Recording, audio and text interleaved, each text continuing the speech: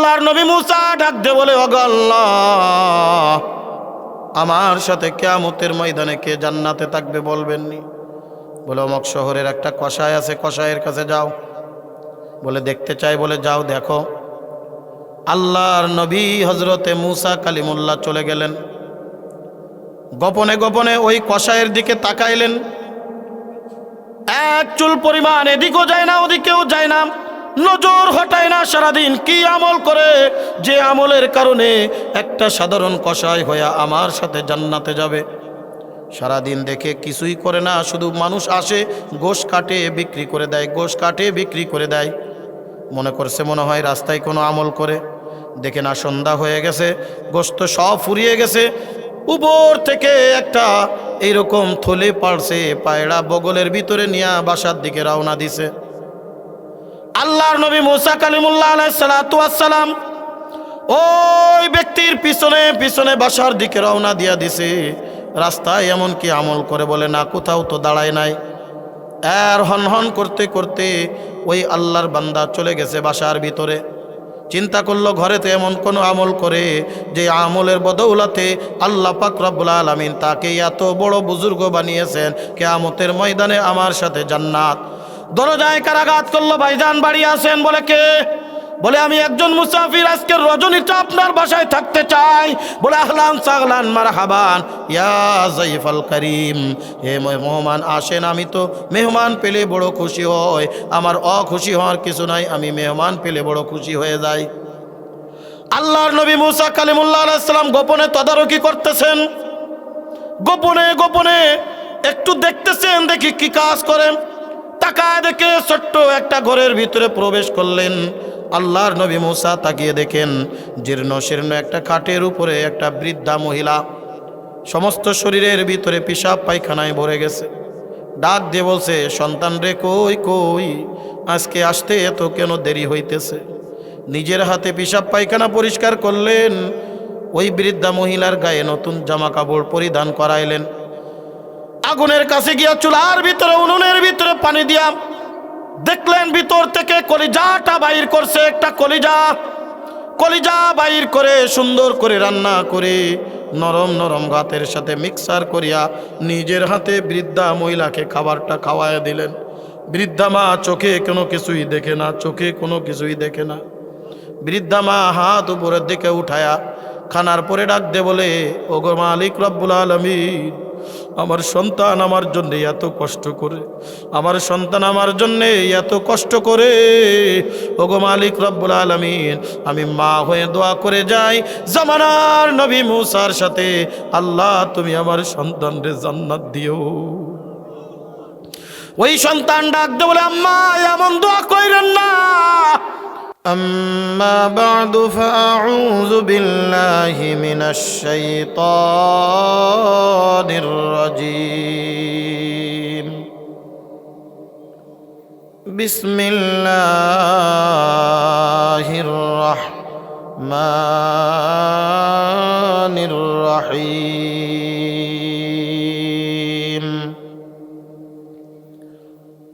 وقضى ربك ألا تعبدوا إلا إياه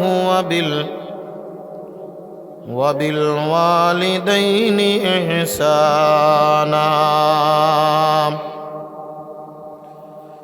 إما يبلغن عندك الكبر أحدهما أو كلاهما فلا تقل لهما أف ولا تنهرهما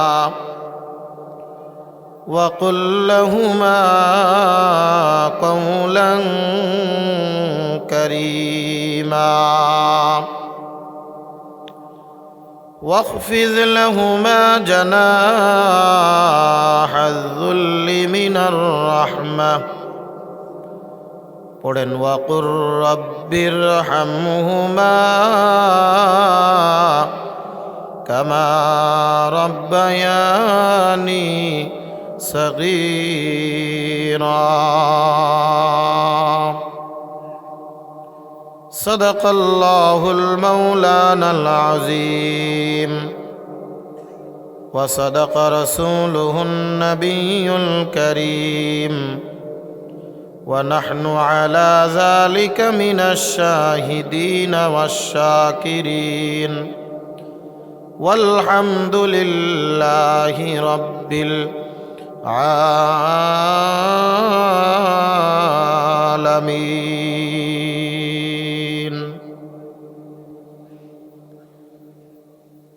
الحمد لمن قدر خيرا وقبلا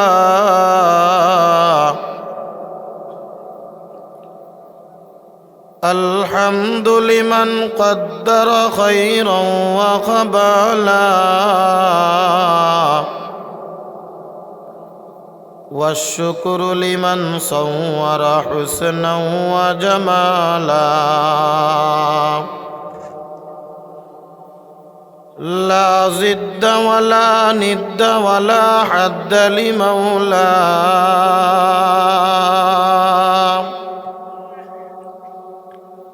لا ضد ولا ند ولا حد لمولاه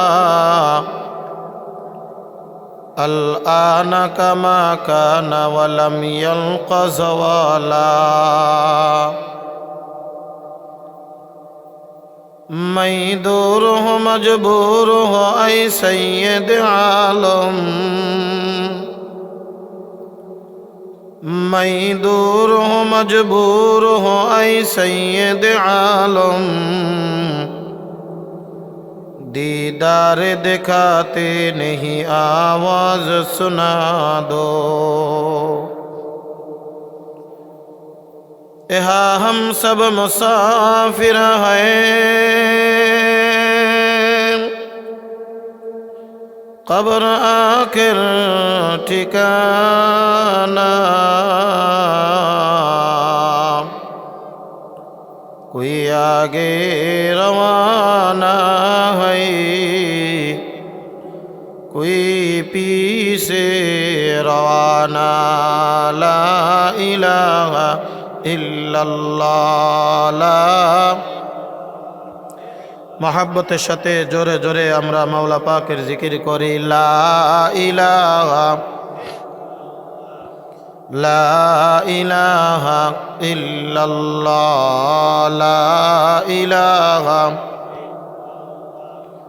ला इलाहा इल्लल्लाह ला इलाहा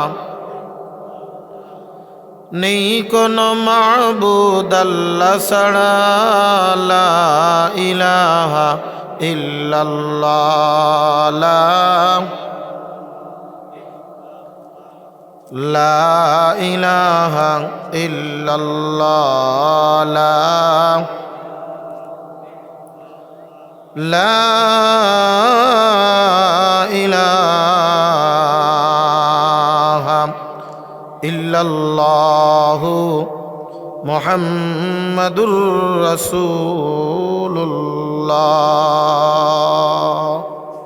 सल्लल्लाहु अलैहि वसल्लम। আলহামদুলিল্লাহ ঐতিহ্যবাহী নেত্রকোনা জেলাধীন কলমাকান্দা থানা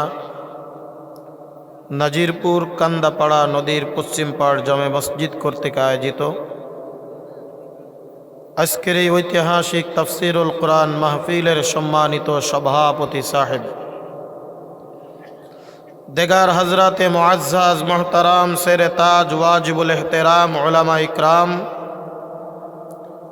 आमार सामने उपस्थित दिनदार मुसलमान भाईरा पर्दार अंतराले अवस्थानरता श्रवणरता आमार मा ओ बोनेरा सर्वप्रथम शुक्रिया ज्ञापन करी सेई महान मालिक रब्बुल आलमीनेर आलिशान दरबारे যে মহান মালিক রব্বুল আলামিন আমাদেরকে দুনিয়ার সমস্ত প্রকার কাজকর্ম থেকে বিরত রেখে লক্ষ লক্ষ মানুষের থেকে ছাঁটাই করে বাছাই করে এই গভীর রজনী পর্যন্ত অপেক্ষা করে আরামের ঘুমকে হারাম করে লেপ ও কম্বলের বুকে লাথি মেরে আজকের এই মাহফিলের ময়দান তথা জান্নাতের বাগানে আসার বসার তৌফিক দান করেছেন সেই মহান মালিক রব্বুল আলামিনের আলিশান দরবারে আমরা সকলেই প্রাণ খুলে শুকরিয়া জ্ঞাপন করি, বলি আলহামদুলিল্লাহ। শুকরিয়া আদায় করলে খুশি হন কে? একটু চিৎকার মেরে বলেন কে? আপনার আজকের মাহফিলে আসতে পেরে খুশি না বেজার? খুশির আওয়াজ আসতে হয় না জোরে হয়? খুশির আওয়াজে বলেন একবার আলহামদুলিল্লাহ, আর একটু জোরে বলেন আলহামদুলিল্লাহ। আমরা যতবার মালিকের শুকরিয়া আদায় করব, মালিক তত বেশি আমাকে পছন্দ করবেন আর ভালোবেসে নেবেন। জোরে কান সুবহানাল্লাহ। রাত যত গভীর হবে আল্লাহর রহমতের দরজা তত বেশি খুলতে থাকবে। রাত যত গভীর হবে আল্লাহর রহমত তত বেশি আমার আপনার উপরে পড়তে থাকবে। এটাই আল্লাহ তাআলার শান, এটাই আল্লাহ পাক রব্বুল আলামিনের স্পেশাল একটি বরকত এবং নিয়ামত। বলেন সুবহানাল্লাহ। দুনিয়ার নিয়ম হলো রাত যত গভীর হয় মানুষের দরজা আস্তে আস্তে বন্ধ হতে থাকে, আর আল্লাহর নিয়ম হলো রাত যত গভীর হবে তার রহমতের দরজা তত বেশি খুলতে থাকবে। সম্মানিত হাজিরিন, রাত অনেক হয়ে যাচ্ছে, আমি আপনাদেরকে বেশিক্ষণ কষ্ট দিব না। আপনারা যতটা ক্লান্ত তার থেকে বেশি আমি ক্লান্ত, কারণ আমি সুদূর গাজীপুর থেকে জুমার নামাজ পড়ে রওনা দিয়ে চলে আসছি আপনাদের এখানে, আবার আমাকে ফিরে যেতে হবে। সুতরাং আপনাদের থেকে ব্যতিব্যস্ততা, ক্লান্ত দুইটাই আমার বেশি। এ কারণে আমি আপনাদেরকে বেশিক্ষণ কষ্ট দিব না। দীর্ঘক্ষণ পর্যন্ত কোরআন ও হাদিসের গুরুত্বপূর্ণ আলোচনা হয়েছে।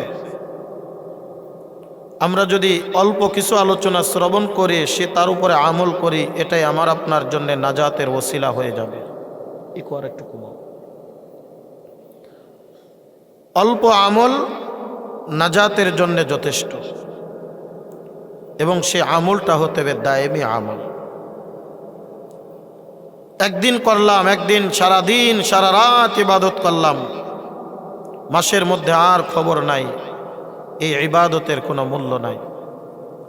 নিয়মিত আমি যে আমলগুলো করব, এই আমলটা আল্লাহর দরবারে পছন্দনীয়।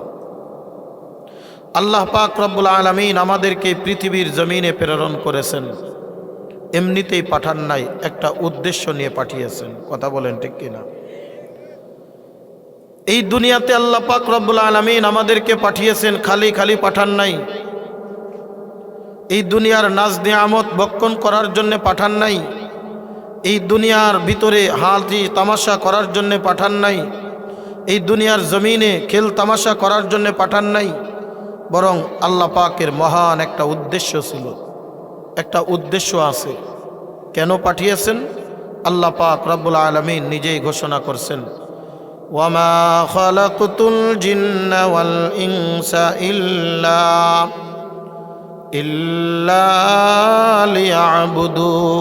লিয়াবুদুন। এই পৃথিবীর জমিনে আমি মানব জাতি সৃষ্টি করেছি একমাত্র কেবলমাত্র আমার ইবাদত করার জন্যে। বান্দা আমার ইবাদত করবে, বান্দা আমার কুদরতি পায়ে সেজদা অবনত হবে, বান্দা আমার হুকুম অনুযায়ী নিজের জীবন পরিচালনা করবে, বান্দা আমার হুকুম অনুযায়ী নিজের জীবন পরিচালনা করবে। আমি যেভাবে দুনিয়ার জমিনে চলার জন্যে বলেছি ওইভাবে দুনিয়ার জিন্দেগি চালাবে। আমার ইবাদতকারী বান্দা যখন হয়ে যাবে, আমি আল্লাহ পাক রব্বুল আলামিন তাদের আদি বাসস্থান যেটা ছিল ওই জায়গাটা আবার তাদের জন্য উন্মুক্ত করে দিব। আমাদের আদি বাসস্থান কোথায় বলেন তো? কথা বলেন। জান্নাত। আমাদের বাবা নবীনা আদম আলাইহিস সালামকে সৃষ্টি করার পরে কোথায় সর্বপ্রথম রেখেছিলেন? কথা বলেন সবাই। জান্নাতে রেখেছিলেন। কথা বলেন ঠিক কি ঠিক না? আল্লাহ পাক রব্বুল আলামিন আমাদের পিতা হযরত আদম আলাইহিস সালামকে সৃষ্টি করার পরে আল্লাহ পাক রব্বুল আলামিন বলে, তুমি জান্নাতে বসবাস করো, জান্নাতের ভিতরে বিচরণ করো, জান্নাতের যত নাজ নিয়ামত আছে সকল নাজ নিয়ামতগুলি তুমি ভক্ষণ করতে থাকো। ওয়ালা তাকরাবা হাযিহি শাজারাতা ফাতাকুনা মিনাজ জালিমিন। তবে মনে রাখো, একটা গাছের নির্দিষ্ট একটা গাছের কথা উল্লেখ করলেন। হে আদম এবং হাওয়া, তোমরা দুজনেই শোনো, জান্নাতের মধ্যে যত নাজ নিয়ামত আছে সব তোমাদের জন্য ওপেন করে দিলাম, সব তোমাদের জন্য খুলে দিলাম, সব তোমাদের জন্য আমি ফ্রি করে দিলাম, কোনোটাই তোমাদের বাধা নাই। তবে ওই যে জান্নাতের ভিতরে একটা গাছ দেখতে পাচ্ছ, ওই গাছের কাছেও তোমরা যাবে না, ওই গাছের ফল তোমরা ভক্ষণ করবে না। আর যদি করে ফেলো তাহলে মনে রাখো, এই দুনিয়ার জমিনে তোমরা আর ফিরে আসতে পারবে না, এই জমিনে আর তোমরা থাকতে পারবে না। তোমাদেরকে অন্য আর একটা জায়গায় আমি আল্লাহ পাক রব্বুল আলামিন প্রেরণ করে দিব, এখানে আর থাকতে পারবে না। বন্ধুরে আমার, আদম নবী আলাইহিস সালাম, হযরত মা হাওয়া আলাইহিস সালাতু ওয়াস সালাম যে কোনোভাবেই যে কোনো অবস্থায় গাছের ফলকে ভক্ষণ করে ফেললেন। আল্লাহ পাক রব্বুল আলামিন বললেন, না, তুমি আর দুনিয়ার এই জান্নাতের মধ্যে থাকতে পারবে না, তোমাদেরকে আমি দুনিয়ার জমিনের মধ্যে প্রেরণ করব, সেখানেই তোমরা থাকবে। আল্লাহ পাক রব্বুল আলামিন বাবা নবী আদম আলাইহিস সালাতু ওয়াস সালামকে এবং মা হাওয়া আলাইহিস সালাতু ওয়াস সালামকে জান্নাত থেকে দুনিয়ার জমিনের ভিতরে প্রেরণ করে দিলেন। আর বলে দিলেন, মনে রাখো, তোমাদের কাছে আমার হিদায়েত আসবে, তোমাদের কাছে আমার কিছু কিতাবাদি যাবে। এই জমিনের ভিতরে তোমরা যখন বসবাস করবা আর আমার হিদায়েত মতো তোমরা যদি দুনিয়ার জমিনের ভিতরে পরিচালিত হতে পারো, আমি আল্লাহ তাআলা বলে দিলাম, এই দুনিয়ার থেকে যখন তোমরা আবার চলে আসবা, আমি তোমাদেরকে যখন নিয়ে আসব, আমি তোমাদেরকে তোমাদের আদি বাসস্থান আবার তোমাদের জন্য ফিরিয়ে দিব। এই দুনিয়ার জমিনে যদি তোমরা আমার হুকুম অনুযায়ী না চলো, তাহলে তোমাদের জন্য আমি আরেকটা জায়গা নির্ধারণ করলাম। ওই জায়গাটার নাম কি বলেন তো? জাহান্নাম। আল্লাহ পাক রব্বুল আলামিন এই দুনিয়ার জমিনে আমাকে আপনাকে প্রেরণ করেছেন বাবা নবী আদম আলাইহিস সালাতু ওয়াস সালাম থেকে আমাদের নবী মুহাম্মদুর রাসূলুল্লাহ সাল্লাল্লাহু আলাইহি ওয়াসাল্লাম পর্যন্ত অসংখ্য অগণিত নবী এবং রাসূল প্রেরণ করেছেন, যাদের প্রত্যেকের দায়িত্ব ছিল, জিম্মাদারি ছিল, এই দুনিয়ার জমিনের ভিতরে এসে যারা আমার আল্লাহকে ভুলে গিয়েছে, আল্লাহর হুকুম আকামগুলো ভুলে গিয়ে শয়তানের ওয়াসওয়াসায়, শয়তানের ধোঁকায় দুনিয়ার মধ্যে খারাপিয়াতভাবে চলাফেরা করতেছিল, আল্লাহ পাক রব্বুল আলামিন নবী আলাইহিস সালাতু ওয়াস সালামদের মাধ্যমে তাদেরকে সতর্ক করে এই দুনিয়ার জমিনে যাতে তারা মুত্তাকি, পরহেজগার, আল্লাহর প্রিয়ভাজন বান্দা হতে পারে, আল্লাহর কাছের মানুষ হয়ে যেতে পারে, আদি বাসস্থান যেন তারা ফিরে পাইতে পারে। এ কারণে আল্লাহ পাক রব্বুল আলামিন যুগে যুগে নবী আলাইহিস সালাতু ওয়াস সালামদেরকে প্রেরণ করেছেন। সর্বশেষ আমার আপনার নবী সরওয়ারে কায়নাত, দো জাহানের বাচ্চা জনাবে মুহাম্মদুর রাসূলুল্লাহ সাল্লাল্লাহু আলাইহি ওয়াসাল্লামকে আল্লাহ পাক রব্বুল আলামিন প্রেরণ করেছেন। আর তার উপরে একদিন দুই দিন নয়, 1 মাস 2 মাস নয়, 1 বছর 2 বছর নয়, দীর্ঘ 23টা বছরে কখনো একটি সূরা, কখনো একটি আয়াত, এভাবে করে 23টা বছরের মধ্যে পুরা 30 পারা কোরআন নাজিল করে আল্লাহ পাক রব্বুল আলামিন বলেন, বান্দা, এই দ্বীনের উপরে, এই কোরআনের উপরে তুমি যখন তোমার জীবন পরিচালনা করবা, আমি আল্লাহ ওয়াদা করে দিলাম, তুমি যখন দুনিয়ার থেকে বিদায় নিয়ে যাবা, ওই অন্ধকার কবর থেকে আমার জান্নাতের নিয়ামত শুরু হয়ে যাবে। এই কারণে আল্লাহ পাক রব্বুল আলামিন কোরআনুল কারীমের মধ্যে ডাক দিয়ে বলেন, দুনিয়ার মানুষ, আমি তোমার দুনিয়ার জমিনের মধ্যে কেন প্রেরণ করেছি জানো? ওয়ামা খালাকতুল জিন্না ওয়াল ইনসা ইল্লা লিয়াবুদুন।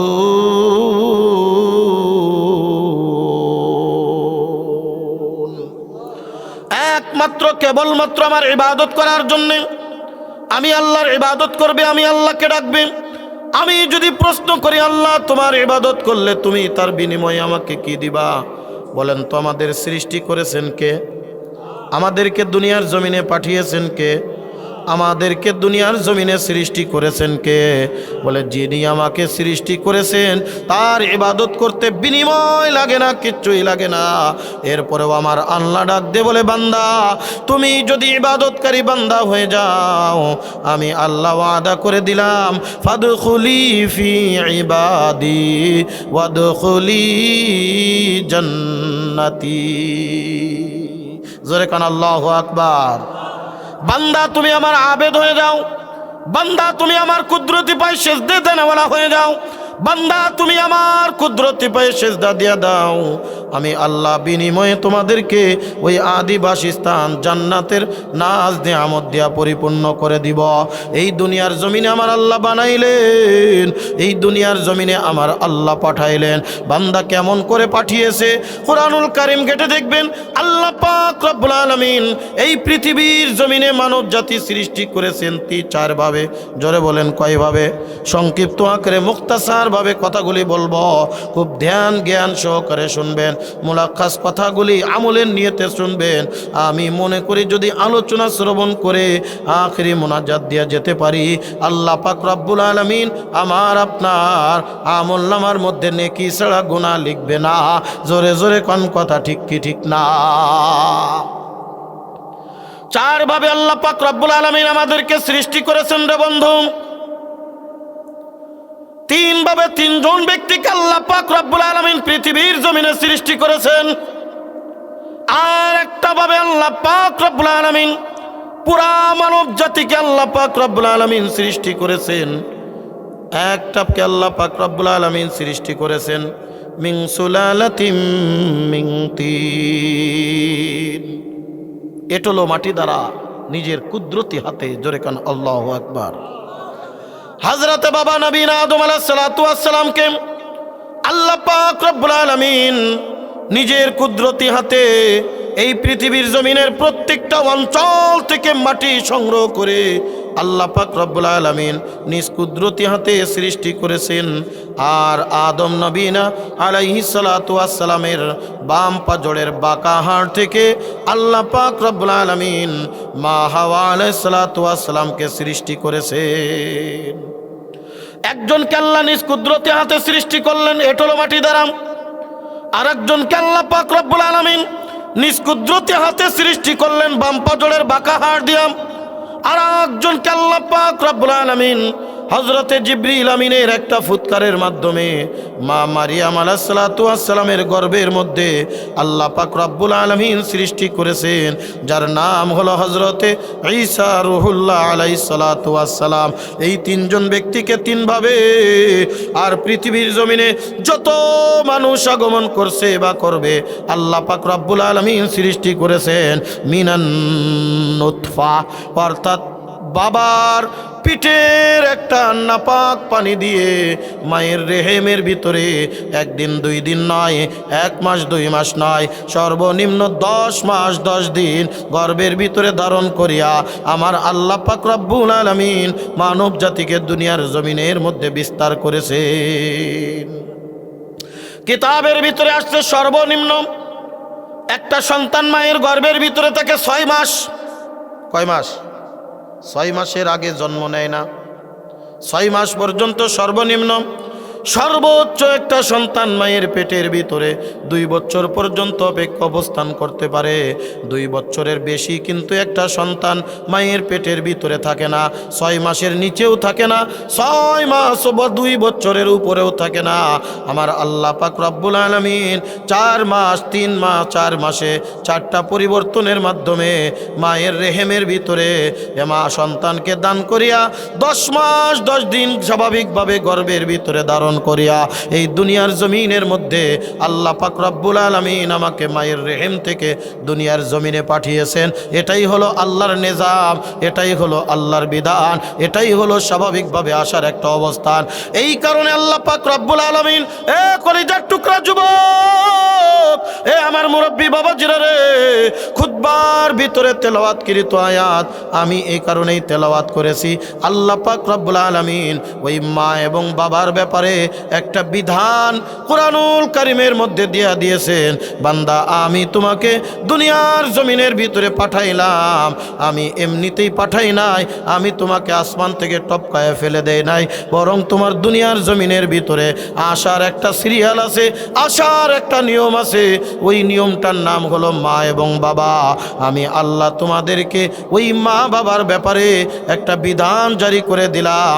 ওই বিধান অনুযায়ী যদি তুমি জীবন পরিচালনা করতে পারো, আমি আল্লাহ ওয়াদা করে দিলাম দুনিয়ার জমিনের মধ্যে যেই সন্তান মা বাবাকে খুশি করে দুনিয়ার থেকে বিদায় নিতে পারবে, আমি আল্লাহ পাক রব্বুল আলামিন ওই সন্তানকে বিনা হিসাবে জান্নাত দিব। আল্লাহর নবী সাল্লাল্লাহু আলাইহি ওয়াসাল্লাম বলেন, গভীর মনোযোগ, ওয়াকাযা রাব্বুকা আল্লা তা'বুদু ইল্লা ইয়্যাহু ওয়া বিল ওয়ালিদাইনি ইহসানা ইম্মা ইয়াবলুগান্না ইনদাকাল কিবারা আহাদুহুমা أو كلاهما فلا تقل لهما أف ولا تنهرهما وقل لهما قولا كريما জোরে কোন আল্লাহু আকবার। কুরআনুল কারীমের 285 নম্বর পৃষ্ঠা, 15 নম্বর পারার 3 নম্বর পৃষ্ঠা, সূরাতু বনি ইসরাইলের 22 নম্বর 23 নম্বর আয়াত এবং 24 নম্বর আয়াত আল্লাহ পাক রব্বুল আলামিন ডাক দিয়ে বলে, দুনিয়ার মানুষ শুনে রাখো, আমি তোমাদের জন্য বিধান করে দিলাম, আমি তোমাদের জন্য ফরজ করে দিলাম, আমি তোমাদের জন্য লাজিম করে দিলাম, আমি তোমাদের জন্য ওয়াজিব করে দিলাম, আল্লাহ তা'বুদু ইল্লা ইয়া, আমি আল্লাহ ব্যতীত আর কারোর কাছে মাথা নত করবে না, আমি আল্লাহ ব্যতীত আর কাউকে ইবাদত করবে না, আমি আল্লাহ ব্যতীত আর কাউরে মাবুদ রূপে গ্রহণ করবে না। আমাদের মাবুদ কে? আরো জোরে বলেন কে? আমাদের সৃষ্টিকর্তা কে? আল্লাহ তা'বুদু ইল্লা ইয়া, যিনি আমাদেরকে সৃষ্টি করেছেন তিনি আমাদের রব, তিনি আমাদের মালিক, তিনি আমাদের মাবুদ। তাকে ব্যতীত আর কাউকে আমি ইবাদত করব না, আর কারুর কাছে মাথা নত করব না, আর কারুর কাছে আমি চাইব না, আর কারুর কাছে আমি বলবো না, আর কারুর কাছে আমি মাথা নত করব না। মাথা নত করব কার সামনে? এইবার আল্লাহ পাক রব্বুল আলামিন বলে, কেন আমার ইবাদত করবা?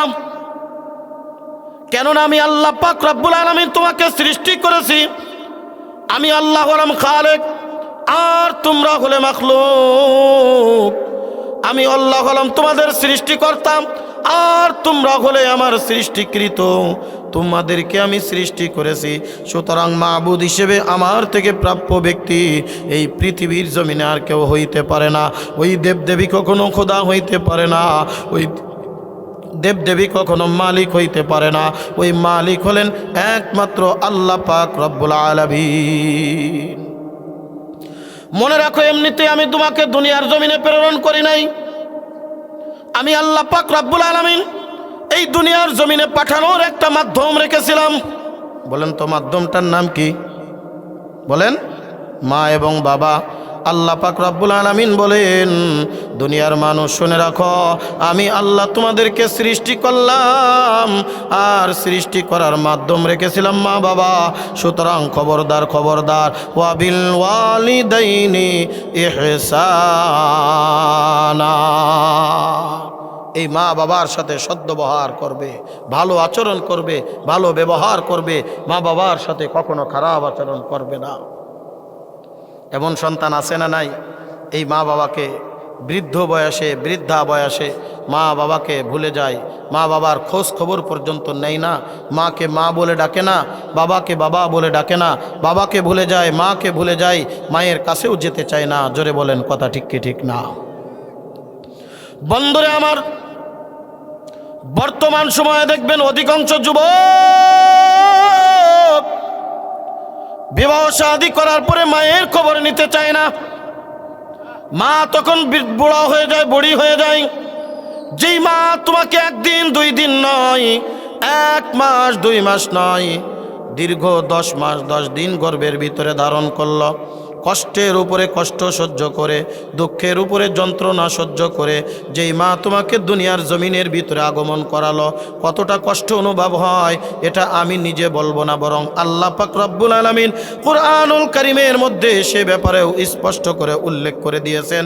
কুরআনুল কারীমের 413 নম্বর পৃষ্ঠা, 21 নম্বর পারার 11 নম্বর পৃষ্ঠা, কুরআনুল কারীমের সূরাতুল লুকমানের মধ্যে আল্লাহ পাক রব্বুল আলামিন এ কথাও উল্লেখ করে দিয়েছেন।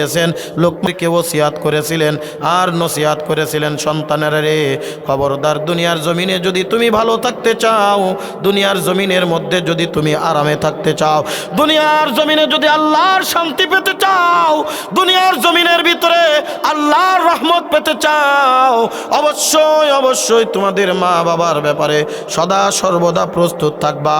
এই মা বাবা যেন কোনোভাবেই তোমার উপরে ওয়ারাজি আর খুশি না হয়ে যায়। কোন মা আমার আল্লাহ পাক রব্বুল আলামিন বলেন, ওয়াসাইনাল ইনসানা বিওয়ালিদাইহি হামালাতুহু উম্মুহু ওয়াহানান আলা ওয়াহনিন ওয়া ফিসালুহু ফি আমাইন আনিশকুর লি ওয়ালি ওয়ালিদাইকা ইলাইয়াল মাসির। কুরআনুল কারীমের 413 নম্বর পৃষ্ঠা, সূরাতুল লুকমান, 21 নম্বর পারার 11 নম্বর পৃষ্ঠা, সূরাতুল লুকমানের 14 নম্বর আয়াতের মধ্যে আল্লাহ পাক রব্বুল আলামিন বলে, সূরা লুকমান হাকিম আলাইহিস সালাম তার সন্তানদেরকে ওসিয়াত করতেছিলেন। এই ওসিয়াতটা যেহেতু লুকমান হাকিম আলাইহিস সালাতু ওয়াস সালামের, কিন্তু আল্লাহ পাক রব্বুল আলামিন কুরআনুল কারীমের মধ্যে দান করে আল্লাহর কালাম বানিয়ে দুনিয়ার মানুষরে, উম্মতে মুহাম্মাদিকে বলতে চাই, উম্মতে মুহাম্মাদি শোনো, ওই মাকে কখনোই তুমি কষ্ট দিবা না, ওই মাকে কখনোই তুমি দুঃখ দিবা না, ওই মাকে কখনোই তুমি কটু কথা বলবে না। যেই মা ওয়াহানাল ওয়াজমু মিন্নি, যেই মা একদিন 2 দিন নয়, 1 মাস 2 মাস নয়, 10 মাস 10 দিন কষ্টের উপরে কষ্ট, দুঃখের উপরে যন্ত্রণা সহ্য করে এই পৃথিবীর জমিনে তোমারে আগমন করায়ছে। আগমন করানোর পরে ক্ষান্ত করে দেয় নাই। এ নেত্রকোনার মুসলমান, আল্লাহ পাক রব্বুল আলামিন এই দুনিয়ার জমিনের মধ্যে যখন মায়ের গর্ভের থেকে একটা সন্তান দুনিয়ার জমিনে আগমন করায়, দেখবেন দুনিয়ার জমিনের ভিতরে কত পশু পাখি আছে, দুনিয়ার জমিনের মধ্যে কত প্রাণী আছে। সন্তান জন্ম দেয়, দেওয়ার সাথে সাথে ওই সন্তানের দায়িত্ব আর তারা নিতে চায় না। মুখ দিয়া লাথি, মুখ দিয়া সরায়া দেয়, লাথি দিয়া দূরে সরায়া দেয়। জোরে কোন কথা ঠিক কি ঠিক না? বন্ধুরে আমার, দেখবেন 21 দিন পর্যন্ত মুরগিতে যখন ডিম তাও দেয়, ডিম তাও দেওয়ার পরে 21 দিন পরে বাচ্চা ফুটে। ওই বাচ্চাটা দেখবেন ফুটার সাথে সাথে ডিমের খোলস থেকে বাইর হয়ে মা দেখবেন সামনে আগায় চাউ চাউ চাউ চাউ করে ডাকে। মুরগির বাচ্চাগুলো দেখবেন মায়ের পাশ পাশ দৌড়াইতে থাকে। বলেন তো তাদেরকে কে খাবারটা খাওয়ায়া দেয়? কে দেয়? আমার আল্লাহ। দেখবেন আপনার বাড়িতে আপনি গরু পালন করেন, গাভী পালন করেন, গাভীর পেটের ভিতরে বাচ্চা দেখবেন যখন মা গাভীটা বাচ্চাটা যখন দুনিয়ার ভিতরে ডেলিভারি দিয়ে দেয়, একবার উঠে দাঁড়ানোর চেষ্টা করে, দ্বিতীয়বার উঠে দাঁড়ানোর চেষ্টা করে, তৃতীয়বার উঠে দাঁড়িয়ে এক দৌড় দিয়া মায়ের বানের ভিতরে মুখটা লাগায়া দেয়, কে তার দুধ পান করায়া দেয়। আমার আল্লাহ ডাক দিয়ে বলেন, এ দুনিয়ার মানুষ শুনো, ওয়াফিসালুহু ফি আমাইন। ওই মা তোমারে শুধু গর্ভের ভিতরে ধারণ কইরা 10 মাস 10 দিন গর্ভের ভিতরে রাখিয়া ওই মা ডেলিভারি দিয়া তার দায়িত্ব ক্ষান্ত হয়ে যায় না। 1 দিন 2 দিন নয়, 1 বছর 1.5 বছর নয়, দীর্ঘ 2 থেকে 2.5 বছর পর্যন্ত ওই মা নিজের বুকের তাজা দুগ্ধ পান করায়া তোমাকে আমাকে আস্তে আস্তে লালন পালন করতে থাকে। যখন আমার মুখের কোনো ভাষা ছিল না, আমি কথা বলতে পারতাম না, খাওয়ার কথা বলতে পারতাম না, এখন তোমার ক্ষুধা লাগলে আমি বলি আমার ক্ষুধা লেগেছে, আমার খেতে দাও। ওই সময় আমার মুখের কোনো ভাষা ছিল না, আমার ভাষা ছিল শুধু একটাই মাত্র কান্না। আমি যখন কেঁদে উঠতাম অটোমেটিক আমার মায়ের নাড়ির ভিতরে একটা টান লাগিয়া যাইতো, যেখানেই থাকতো সেখান থেকে এক দৌড় দিয়া সন্তানের কাছে আসিয়া সন্তানের মুখে দুধের বুটাটা দিয়া দিত। জোরে জোরে কোন কথা ঠিক কি ঠিক না? একজন মা সন্তানকে ডেলিভারি দিতে গেলে কত কষ্ট অনুভব করে বন্ধু, গভীর মনোযোগ। আমার আল্লাহ পাক রব্বুল আলামিন ডাক দিয়ে বলেন, আমি মায়ের গর্ভের ভিতরে সন্তানের আকৃতি 4 মাসে 4 প্রকার করে দিই। সূরাতুল মুমিনুন 18 নম্বর পারা আল্লাহ পাক রব্বুল আলামিন সূরাতুল মুমিনুনের ভিতরে এই ব্যাপারে বিস্তারিত আলোচনা করেছেন, কিভাবে মায়ের পেটের ভিতরে আল্লাহ পাক রব্বুল আলামিন আমাকে আপনাকে সৃষ্টি করেছেন। আমার আল্লাহ পাক রব্বুল আলামিন ডাক দিয়ে বলেন,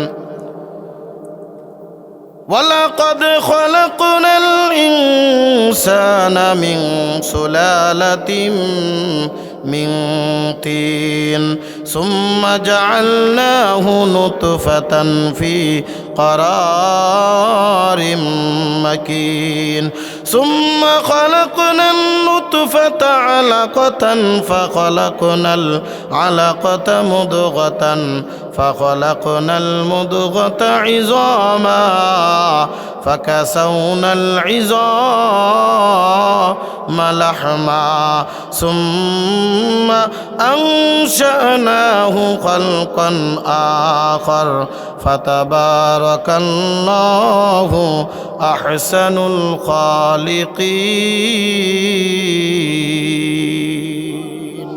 আল্লাহ পাক রব্বুল আলামিন বলেন, একজনকে আমি মাটি দিয়ে সৃষ্টি করার পরে এই দুনিয়ার জমিনের ভিতরে যখন প্রেরণ করলাম, আমি আল্লাহ পাক রব্বুল আলামিন নুতফা দ্বারা বাবার পৃষ্ঠ থেকে যেই নাপাক বীর্যটা যে মায়ের রেহেমের ভিতরে চলে যায়, ওই রেহেমের ভিতরে যাওয়ার পরে আমি প্রথম 40 দিন মায়ের পেটের ভিতরে বীর্য আকারে রাখি। দ্বিতীয় 40 দিনে আমি আল্লাহ পাক রব্বুল আলামিন বীর্য থেকে আলাকাতান জমাট বাঁধা রক্ত বানিয়ে দিই। সুম্মা খালাকনাল আলাকাতা মুদগাতান, অতঃপর ওই জমাট বাঁধা রক্তটা একটা গোশতের টুকরায় পরিণত হয়ে যায়। ফাখালাকনাল মুদগাতা ইযামা, ওই গোশতের টুকরা থেকে আল্লাহ পাক রব্বুল আলামিন হাড্ডি গুড্ডি দিয়ে একটা মানুষের আকৃতি দান করে। চতুর্থ 40 দিনে ফাকাসাউনাল ইযামা লাহমা, ওই হাড্ডি থেকে আল্লাহ পাক রব্বুল আলামিন হাড্ডির ভিতরে গোশতগুলো মিশ্রণ করিয়া একটা মানুষের আকৃতি দান করে। পঞ্চম 40 দিনে ওই মায়ের পেটের ভিতরে আল্লাহ পাকের কুদরতি রূহ নামক জিনিসটা যখন ফুৎকার মেরে দেয়, ওই সন্তান মায়ের পেটের ভিতরে তখন নড়াচড়া শুরু করে দেয়, হাত দিয়া গুতা দেয়, পা দিয়া লাথি দেয়, মাথা দিয়া ডসি দিতে থাকে, মায়ের পেটের ভিতরে নড়াচড়া করতে থাকে। ওই মা তখন কষ্টের উপরে কষ্ট সহ্য শুরু হয়ে যায়। এ কলিজার টুকরা মুরব্বী বাবাজিরা রে, যাদের সন্তান আদি হয়েছে বিবির দিকে খেয়াল করেছেন কিনা জানি না, দুনিয়ার সকল মানুষ যখন ঘুমিয়ে যায়, গর্ভবতী মা যখন পেট লেপের তলে কম্বলের তলে চলে যায়, ওই সন্তান যখন মায়ের পেটের ভিতরে লাথি মারা শুরু করে, হাত দিয়া ঘুষি দেওয়া শুরু করে, মাথা দিয়া গুঁতো দেওয়া শুরু করে, ওই মার কম্বলের নিচেই শুয়ে থাকতে পারে না। ওই মা একটা দৌড় দিয়া উঠানের ভিতরে পাইচারি করতে থাকে। বন্ধুরে আমার বিবির পেটে যখন সন্তান ছিল, এইরকমভাবে গত 2 বছর আগে, গত 3 বছর আগে আমার বিবিকে একদিন দেখি মাহফিল শেষ করে রাত 3টার সময় বাড়িতে ঢুকবো, গেটের ভিতরে কারাগাত করলাম, দরজা খোলা, তাকায় দেখি বিবি রাস্তায় উঠান দিয়ে পাইচারি করতেছে। জিজ্ঞাসা করলাম, রাত 3টা বাজে এখনো কি ঘুমাও নাই? ডাক দিয়া বলে, আমি ঘুমাচ্ছিলাম, কিন্তু না না, পেটের ভিতরে সন্তান কেমন নড়াচড়া করতেছে। করতেছে না, আমি ঘুমাইতে পারি নাই, একটু উঠে বসলাম, এরপরেও আমি সহ্য করতে পারতেছিলাম না, একটু হাঁটা চলা করলে আমার কাছে একটু ভালো লাগতেছিল।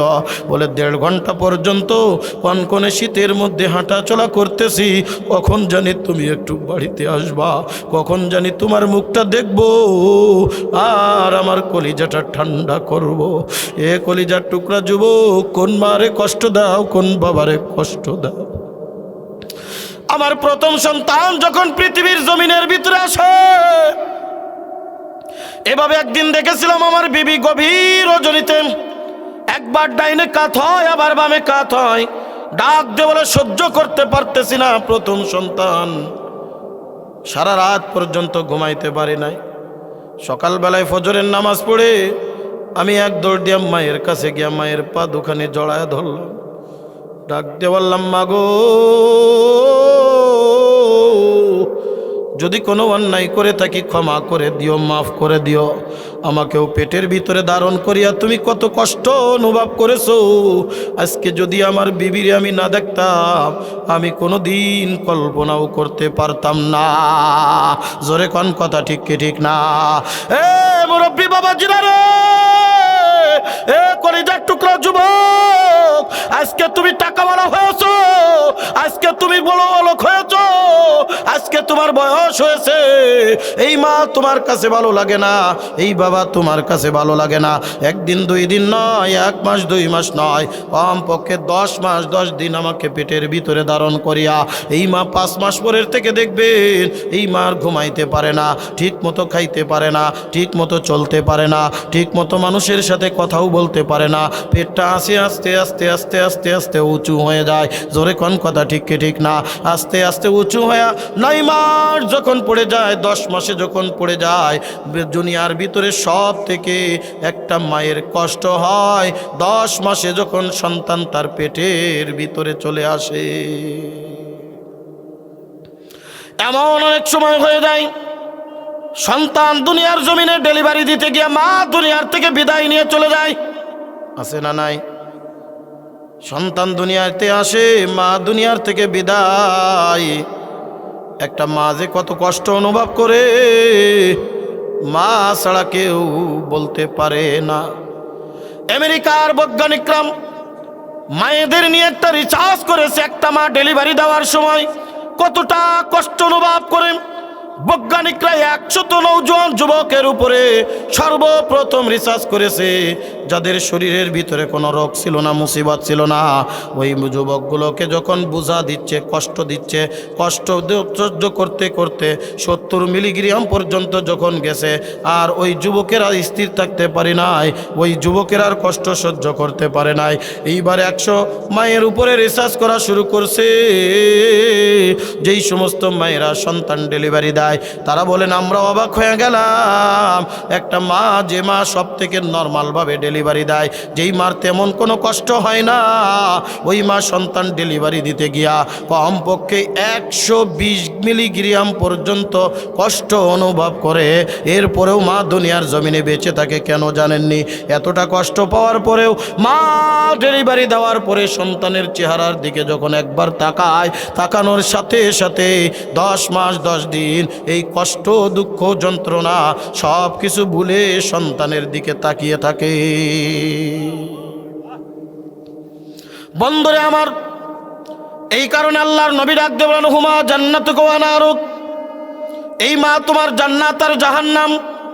এই মাকে যদি তুমি দুনিয়ার জমিনের ভিতরে তুমি খুশি করতে পারো, আমার আল্লাহ পাক রব্বুল আলামিন তোমাকে আল্লাহর জান্নাত দান করবে। এই মা তোমার উপরে যদি রাজি হয়, এই বাবা তোমার উপরে যদি রাজি হয়ে যায়, তুমি যত বড়ই পীর মাশায়েখ বুজুর্গানে দিন হও না কেন, তুমি আলেম হও, মুফতি হও, মুহাদ্দিস হও, দুনিয়ার মধ্যে যতই নামাজ কালাম ইবাদত বন্দেগী করো, এমনকি তুমি যদি মক্কা মদিনার ইমাম হয়ে যাও, আল্লাহর নবী বলেন, ওই মা যদি তোমার উপরে রাজি থাকে, আল্লাহ পাক রব্বুল আলামিন কখনোই তোমার আল্লাহর জান্নাত দিবে না। মা যার উপরে রাজি হবে, বাবা যার উপরে রাজি হবে, আল্লাহ পাক রব্বুল আলামিন দুনিয়ার ভিতরে একটা শাস্তি দিবেন, আখিরাতে মৌতের জমিনের ভিতরে একটা শাস্তি দিবেন। দুনিয়ার শাস্তি হলো এই লোকটা যত বড়ই বুজুর্গ হোক না কেন, মৌতের সময় এই লোকটার মুখে কালেমা জারি হবে না। জোরে কন নাউজুবিল্লাহ। যদি দুনিয়ার জমিনের থেকে শেষ কলেমা আমার কালেমা যদি না হয়, তাহলে আমার জাহান্নাম ছাড়া কোনো উপায় নাই। এ কলিজার টুকরা যুবক মুরব্বী বাবাজিরা রে, আমার কথা না, আমার নবীর কথা। আমার নবী সাল্লাল্লাহু আলাইহি ওয়াসাল্লামের একজন জলিল কদর সাহাবী ছিলেন হযরত আলকামা রাদিয়াল্লাহু তাআলা আনহু, যিনি বদর যুদ্ধের শরীক সাহাবী ছিলেন। আল্লাহর নবী বলেন, বদর যুদ্ধে যে সমস্ত সাহাবী শরীক হয়েছে আল্লাহ পাক তাদের জন্য জান্নাত ওয়াজিব করে দিয়েছে। হযরতে আলকামা মৃত্যু শয্যায় শায়িত। বন্ধুরে আমার গভীর মনোযোগ, আলকামা দুনিয়ার থেকে বিদায় নিবে ভাব। আলকামার বিবি আল্লাহ রাসূলের দরবারে হাজির, পর্দার অন্তরাল থেকে ডাক দিছে, আসসালামু আলাইকুম ইয়া রাসূলুল্লাহ, আমি আলকামার বিবি আপনার কাছে এসেছি আলকামার খবর দেওয়ার জন্যে। আল্লাহর নবী বলেন, কি ব্যাপার, আমার আলকামার কি হয়েছে? কয়েকদিন পর্যন্ত আমার আলকামাকে আমি দেখতেছি না। বিবি ঘরের ভিতর থেকে ডাক দিয়ে বলে, ইয়া রাসূলুল্লাহ, ইয়া হাবিবাল্লাহ, আপনার আলকামা মৃত্যু শয্যায় শায়িত, তবে আমার আপনার আলকামা কেমন জানি করতেছে, জলদি করে একটু লোক পাঠান। আল্লাহর নবী হযরতে বেলালে হাবশী সহ কয়েকজন সাহাবীকে পাঠালেন, যাও আলকামার পাশে কালেমার তালকিন করতে থাকো, কালেমা পড়তে থাকো, আলকামার জন্য আল্লাহর দরবারে দোয়া করতে থাকো। হযরতে বেলালে হাবশী সহ কয়েকজন সাহাবী গেলেন। বন্ধুরে মনে রাখবেন, আমরা তো মানুষ মরার সময় গালে পানি দেওয়ার জন্য পাগল হয়ে যায়। জোরে কোন কথা ঠিক কি ঠিক না? মানুষ যখন মারা যাবে, মানুষ যখন মরবে ভাব, সারা জীবন তেমন কোনো কিছু খাওয়াই নাই। গরুর গোশকে নিয়ে এনে রান্না করে হাজির, বড় মাছের মাথা নিয়ে হাজির, বলে খাও, বলে এখন তো মরার সময় কি খাবে? দুনিয়াতে যতদিন বেঁচে ছিল ততদিন কিছু খাওয়াইতে পারো নাই, মরণের সময় নিয়ে হাজির হয়েছ। এগুলা তো তামাশা ছাড়ার কোনো কিছুই না। জোরে কোন কথা ঠিক কি ঠিক না? আবার অনেকে আছে দেখবেন মসজিদের ইমামের কাছে দৌড়ায় চলে যায়, হুজুর আমার আব্বা মরবে বাপ, তাড়াতাড়ি একটু কলেমা পড়ান। কলেমা পড়ানো যাবে না, বরং তার সামনে কালেমার তালকিন করবে, অর্থাৎ পড়বে। যদি ভালো লাগে সে মনে মনে পড়বে, নতুবা পড়বে না। যদি আপনি বলেন পড়ো, আর যদি মৃত্যু সাকারাতিল মাউত, মৃত্যুর যন্ত্রণায় যদি খোদা না খাস্তা বলে ফেলে আমি পড়তে পারবো না, তাহলে আমার কারণে বেঈমান হয়ে দুনিয়ার থেকে বিদায় নিল। জোরে কোন কথা ঠিক কি ঠিক না? হযরত বেলালে হাবশী আলকামার পাশে গিয়ে কালেমার তালকিন দিচ্ছেন। আলকামার জবান বন্ধ হয়ে গেছে। এ নেত্রকোনার মুসলমান, আলকামার জবান বন্ধ, আলকামা কথা বলতে পারতেছে না। বারবার চেষ্টা করে আলকামার চোখ দিয়ে বেয়ে পানি পড়ে। হযরতে বেলালে হাবশী অবাক হয়ে গেলেন, এই অবস্থায় যদি দুনিয়ার থেকে বিদায় নিয়ে যায়, আলকামার তো জাহান্নাম ছাড়া কোনো উপায় নাই। এক দৌড় দিয়ে আল্লাহর নবীর কাছে এসে হাজির হয়ে গেলেন, ইয়া রাসূলুল্লাহ, ইয়া হাবিবাল্লাহ, কালেমার তালকিন করলাম, কিন্তু আলকামার জবান বন্ধ, কেমন জানি করতেছে, জলদি করে চলেন। আল্লাহর নবী এক দৌড় দিয়ে আলকামার ঘরের ভিতরে যে আল্লাহর নবী নিজে কালেমার তালকিন করে, আলকামার জবান বন্ধ। গল্পটা বানানো কোনো গল্প নয়, বুখারী শরীফের হাদিস। গভীর মনোযোগ সহকারে শুনবেন। আল্লাহর নবীর জলিল কদর সাহাবী, যিনি ছিলেন বদরের যুদ্ধে শরীক হওয়া সাহাবী, আলকামার জবান বন্ধ হয়ে গেছে, আলকামার কথা বলতে পারতেছে না। আল্লাহর নবী টেনশনে পড়ে গেলেন, কি ব্যাপার, কি হলো? আমি নবী কালেমার তালকিন করি, আলকামা কথা বলতে পারে না। আমি নিজে কালেমার তালকিন করতেছি, আলকামার জবান বন্ধ হয়ে গেছে, বারবার আসমানের দিকে তাকায়। ওগো আল্লাহ, কি করব এই মুহূর্তে? আপনি না বলেছেন বদরের যুদ্ধের সাহাবী যারা ছিলেন তারা হলেন জান্নাতি, এ তো জাহান্নামী হয়ে যাবে। আল্লাহ রাসূলের মনে পড়ে গেল, গোড়ায় পানি না ঢেলে কেন আগায় পানি ঢালি। ডাক দিয়ে বলে, আলকামার বিবি ঘরের ভিতরে আসুনি? বলে, আসি জি হুজুর। বলেন। ডাক দিয়ে বলে, ও বিবি বলো, আলকামার মা অথবা বাবা দুনিয়ায় কেউ বেঁচে আছে? বলে, আলকামার বাবা তো অনেক আগে দুনিয়ার থেকে বিদায় নিয়ে চলে গেছে, তবে আলকামার মা এখনো দুনিয়ার জমিনের মধ্যে বেঁচে আছে। বলে, কই? তাড়াতাড়ি ডেকে আনো। বলে, এখানে থাকে না, থাকে ওই ঝুপড়ি ঘরের মধ্যে। আছে না নাই? আমাদের সমাজেও দেখবেন আমি থাকি 5 তলা 10 তলা বিল্ডিংয়ের মধ্যে, আর মাকে রেখে আসি অন্ধকার ঘরে গ্রামের বাড়িতে, কি অবস্থায় আছে কোথায় আছে একটা বারের জন্যও খবর নিলাম না।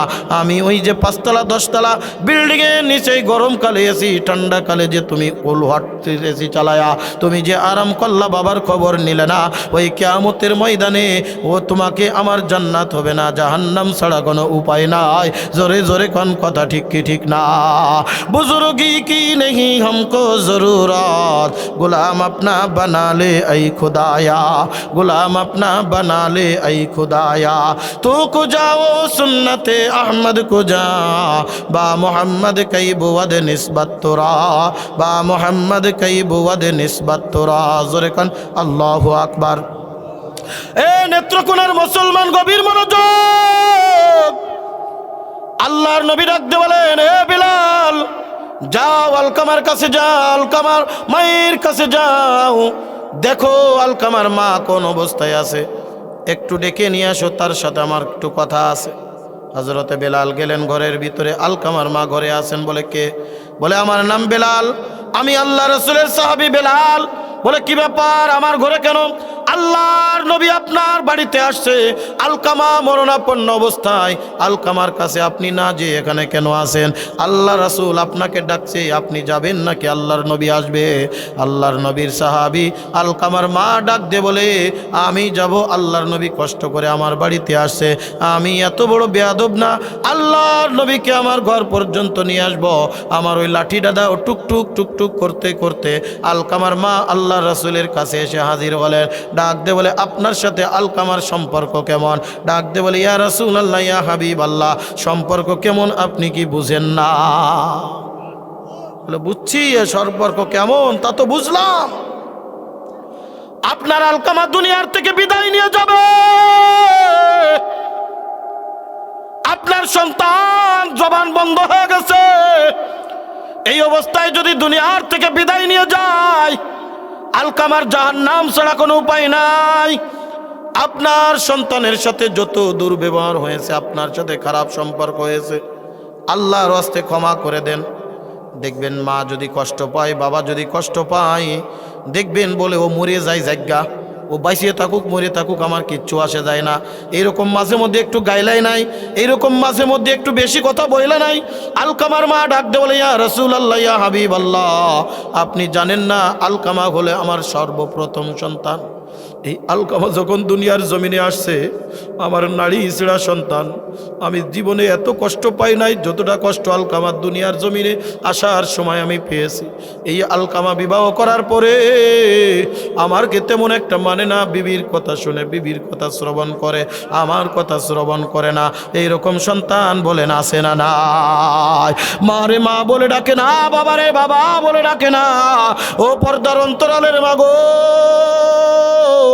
তুমি তোমার শাশুড়িরে পছন্দ করতে পারো না, শাশুড়ি তোমার কাছে ভালো লাগে না, শ্বশুর তোমার কাছে বুড়া হয়ে গেছে, মনে রাখবা একদিন তুমি শাশুড়ি হবা, একদিন সন্তান, একদিন তুমি বিটার বউ শ্বশুর হবা।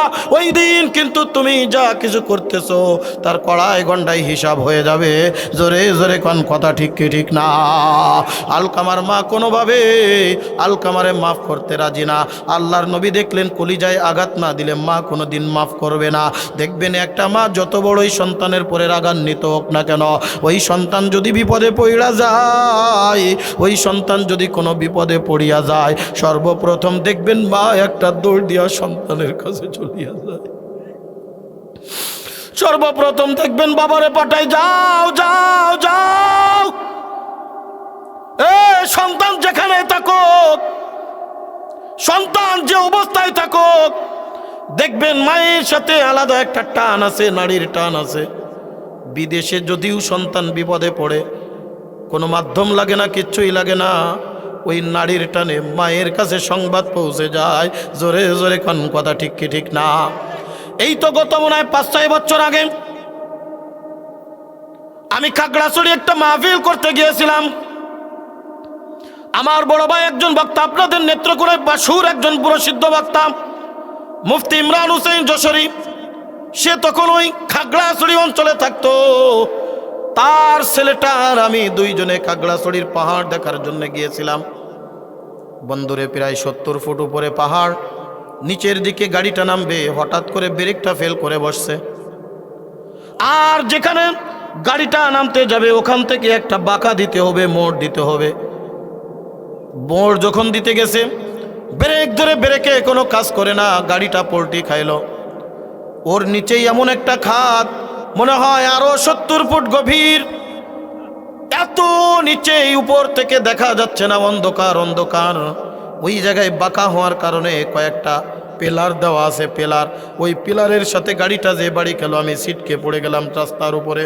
আমার হাঁটুতে এখনো মাঝে মধ্যে ব্যথা হয়, আমার হাঁটুর এখানে বড় আঘাত খেয়ে গেল, আমার হাঁটুর ভিতরে আঘাত খেয়ে আমি জায়গায় বেহুশ হয়ে গেলাম। ওই এলাকার ফরেস্ট অফিসার যারা ছিল, ধরাধরি করে আমাকে হাসপাতালে নিয়ে যাওয়া হলো। হাসপাতালে ডাক্তার ট্রিটমেন্ট দিয়েছে, হুঁশ হলো, বায়ে ব্যান্ডেজ বাঁধতেছে। এই সময় কলিজার টুকরা বাজান, দেখি হঠাৎ করে আমার ফোনের ভিতরে রিংটোন বাজা শুরু হয়ে গেছে। পকেট থেকে মোবাইল বাইর করে দেখলাম, মা লেখা, মায়ের ফোন। আমি রয়েছি খাগড়াছড়ি, আমার মা যশোর মাগুরায়, 750 কিলোমিটার দূরে। মায়ের ফোন। চিন্তা করলাম এই সময় মাকে যদি জানাই, মা থাকতে পারবে না। আমার মা মরণের আগে 4টা বছর পর্যন্ত হাঁটতে পারতেন না, প্যারালাইসিস হয়ে গিয়েছিলেন 4টা বছর পর্যন্ত। কলিজার টুকরা যুবকরে, যত গভীর রজনীতে বাসায় ঢুকতাম, একবার মাত্র গেটে কারাঘাত করতে দেরি, আমার মা ডাক দিতে দেরি হইতো না, নুরুল ইসলাম বাসায় আসছনি। একদিন আমার মায়ের কাছে জিজ্ঞাসা করেছিলাম, মা তুমি কি ঘুমাও না? আমার মা ডাক দিয়ে বলে, নুরুল ইসলাম, সন্তান যখন বাইরে থাকে, কোনো মা বালিশের সাথে মাথা লাগায় ঘুমাইতে পারবে না। মা যতদিন বেঁচে ছিল, বাবা যতদিন বেঁচে ছিল, যখনই মাহফিলে যাইতাম, রাত 2টা 3টা 4টা 5টা ঘন্টায় ঘন্টায় ফোন দিয়ে জিগাইতো, কই আসো? আজকে সেই ফোনটা আছে। 4টা বছর হলো মায়ের ফোন আমার মোবাইলে আর আসে না। প্রথমবার আমি ফোন রিসিভ করি না, দ্বিতীয়বার আবার ফোন। চিন্তা করলাম মা অসুস্থ, মনে হয় বাড়ি বিপদ হলো কিনা, বুঝতে দেব না তেমন একটা। মায়ের ফোন রিসিভ করলাম, সালাম কালাম বিনিময় হলো। মারে বললাম, মা কোনো সমস্যা নাকি? বলে না। কিন্তু তোর কি অবস্থা বল? বললাম, মা ভালো আছি। বলে না, তোর কথাটা কেমন জানি লাগে, তোর কথার ভিতরে কেমন একটা শব্দ, আশেপাশে এত মানুষের আওয়াজ কেন, এত মানুষের আওয়াজ কেন? না পেরে বলবো না, তা বলে থাকতে পারলাম না। বললাম, মা ছোট্ট খাট্ট একটা অ্যাক্সিডেন্ট হয়েছে, হাঁটুর ভিতরে অল্প একটু ব্যথা পেয়েছি, মনে করছিলাম তোমারে জানাবো না, কিন্তু এই মুহূর্তেই তুমি ফোন দিবা, এটা কে বলতে পারে? আমার মা থরথর করে কেঁদে, আমি মোবাইলের ভিতরে শুনতেছি আমার আব্বারে ডাক দিয়ে বলছে, নুরুল ইসলামের বাবা, বলছিলাম না নুরুল ইসলাম মনে হয় কোনো বিপদে পড়ে গেছে। আমি বললাম, মা কেমনে টের পাইলা? বলে হঠাৎ করে আমার মনের ভিতরে কেমন জানি একটা ধাক্কা দিয়া উঠলো, মনে করলাম তুই কোনো বিপদে পড়ে গেছিস। বিদেশে বিভূতে যদি সন্তান মারা যায়, পশু পাখি জানার আগে আগে জানে মায়। বিদেশে বিভূতে যদি সন্তান বিপদে পড়া যায়, পশু পাখি জানার আগে আগে জানে মায়।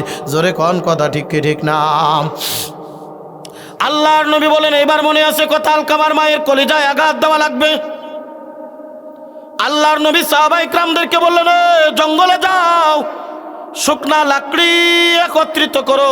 উঠানের মধ্যে শুকনা লাকড়ি পাজা করা হলো, দিয়াশলাই নিয়ে আসো, ম্যাচ নিয়ে আসো, আগুন ধরাও। আগুন ধরানো হলো, দাও দাও দাও দাও করে শুকনা লাকড়ি আগুন ধরে গেছে। আলকামার মাকে বাইরে আনা হলো, উঠানের ভিতরে বসতে দেওয়া হলো। আল্লাহর নবীর কাছে বারবার প্রশ্ন করে, ইয়া রাসূলুল্লাহ, ইয়া হাবিবাল্লাহ, আগুন কেন জ্বালালেন, আগুন কেন জ্বালালেন? আল্লাহর নবী ডাক দিয়ে বলে, আলকামার মা আপনি চুপ থাকেন, আপনি তো বুঝবেন না। বলে না, আমাকে জানাতে হবে আমার উঠানের ভিতরে হঠাৎ করে আগুন কেন জ্বালালেন? আল্লাহর নবী ডাক দিয়ে বলে, আলকামার মা শুনে রাখো, আলকামা যে অবস্থায় আছে আপনার কাছে মাপ চাইলাম, আপনি মাপ করবেন না। এই অবস্থায় যদি আলকামা দুনিয়ার থেকে বিদায় নিয়ে যাই, আমি আল্লাহর কসম করে বলি আলকামা জাহান্নাম ছাড়া কোনো উপায় নাই। আমার এত জলিল কদর একজন সাহাবী যখন দুনিয়ার থেকে বিদায় নিয়ে জাহান্নামে চলে যাবে, আগুনের ভিতরে পড়বে, আমি নবী সহ্য করতে পারবো না। এই কারণে আমি দুনিয়ার জমিনের মধ্যে নিজে হাতে তাকে আগুনের ভিতরে নিক্ষেপ করব। আর করে কেঁদে দিছে, চোখের পানি টপ টপ টপ টপ করে ফেলা দিছে। ডাক দিয়ে বলে, ইয়া রাসূলুল্লাহ, ইয়া হাবিবাল্লাহ, বুঝেছি বুঝেছি, সন্তান যতই অপরাধ করুক না কেন, সন্তানের বিপদ চোখের সামনে মা কোনোদিন দেখতে পারে না। সন্তান যতই অপরাধ করুক না কেন, সন্তানের বিপদ কোনোদিন মা চোখের সামনে দেখতে পারে না। ওগো নবী, আপনাকে আগুনের ভিতরে নিক্ষেপ করতে হবে না। আমি আমার আলকামার জীবনে যত অন্যায় করেছে, আমার সাথে যত খারাপ ব্যবহার করেছে, আমি আল্লাহর ওয়াস্তে দিল থেকে ক্ষমা করে দিলাম। হাদিসে পাকের ভিতরে আসছে, আলকামার মা বলতে দেরি ক্ষমা করে দিলাম, আলকামার জবান খুলতে দেরি হয় নাই, আর পড়তে শুরু করে দিছে লা ইলাহা ইল্লাল্লাহু মুহাম্মাদুর রাসূলুল্লাহ।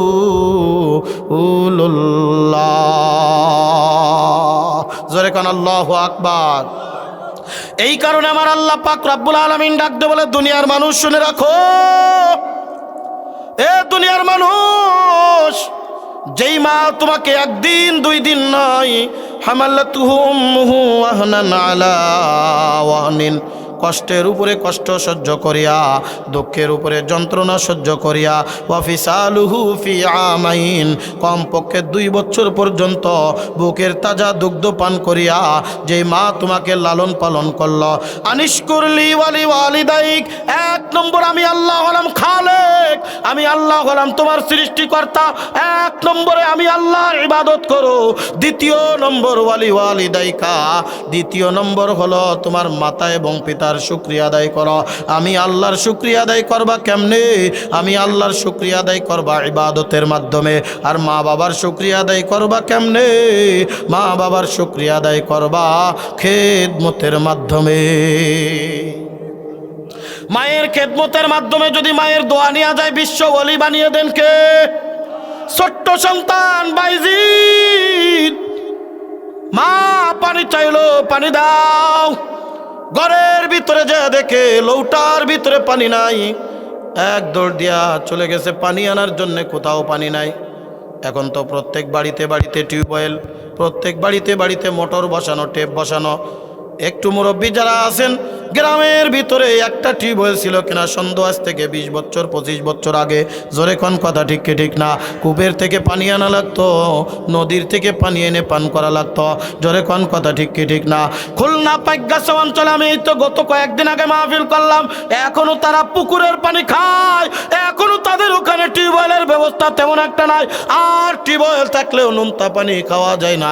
একটা মাত্র পুকুর আছে একটা থানার ভিতরে, সারা থানার মানুষ ওই পুকুরের পানিটাই পান করে, নতুবা ফুটায়া তারপরে ঔষধ দিয়ে এরপরে পান করা লাগে রে বন্ধ। এই বাইজিদ বুস্তামি চিন্তা করে কি করব, এখন কি মার কাছে যে বলবো মা পানি নাই, মা কষ্ট পাবে। মা পানি চেয়েছে, এখন দৌড়ায় চলে যাচ্ছে লৌটা নিয়ে ওই কূপের ভিতরে পানি আনবে। পানি এনে বাসায় আসলেন, বাসায় আইসা ওই বাইজিদ বুস্তামি যখন পাতিলের ভিতরে পানি ঢাইলা মার কাছে নিয়ে গেছে, যা দেখে মা ঘুমিয়ে গেছে। বাইজিদ বুস্তামি চিন্তা করে কি করব, এখন কি মাকে জাগ্রত করব নাকি পানি রেখে চলে যাব? কাঁচা ঘুম ভেঙে গেলে মা কষ্ট পাবে না, আমি বাইজিদ কষ্ট দিতে পারি না। পানি রেখে চলে যাওয়ার পরেও যদি মা আবার জাগ্রত হয়ে যায়, আবার পানি চাই, যদি পানি না পায় তাও তো মা কষ্ট পাবে। এইরকম কনকনে শীত বাবা, এইরকম কনকনে শীত। বাইজিদ বুস্তামি পানির লৌটাটা নিয়া মায়ের শিওরের পাশে দাঁড়িয়ে রইলেন।